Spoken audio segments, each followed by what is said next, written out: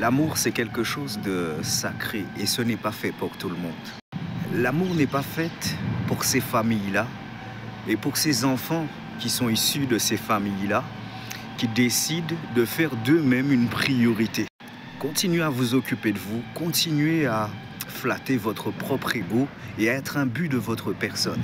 Mais ne vous servez pas des choses sacrées pour prendre en otage des enfants de Dieu qui veulent vivre de l'amour de Dieu et le partager.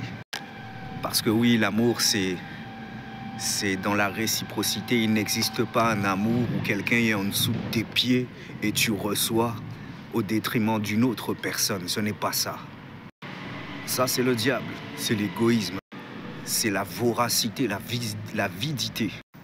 Ce genre de personne qui est capable de faire des gymnastiques incroyables pour s'accaparer des choses et des personnes pour pouvoir être vus, paraître, alors que dans le fond, ils n'ont jamais eu l'intention de vivre dans l'amour de Dieu.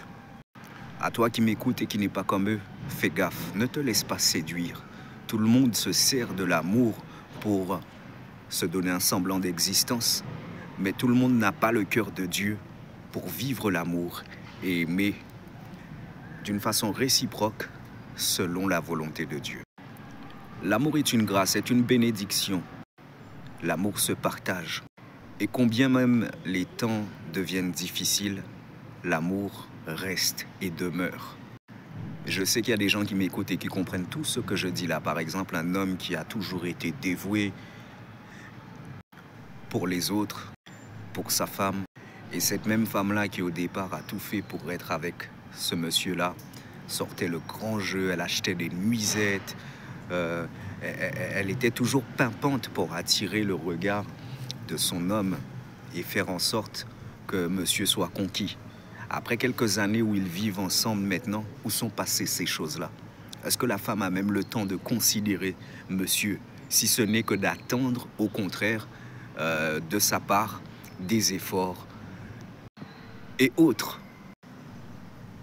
Il y a et il y aura de plus en plus de crimes conjugaux, puisque justement les filles et les fils du diable se servent de la chose sacrée qu'on appelle l'amour pour pouvoir prendre en otage des enfants de Dieu.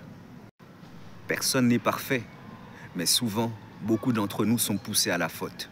Oui, ça met la haine quand on se sert du sacré et qu'on se retrouve, quand les gens autour de nous se servent des choses sacrées pour nous piéger, pour nous emprisonner, pour nous capturer, pour nous faire souffrir. L'amour n'est pas un jeu.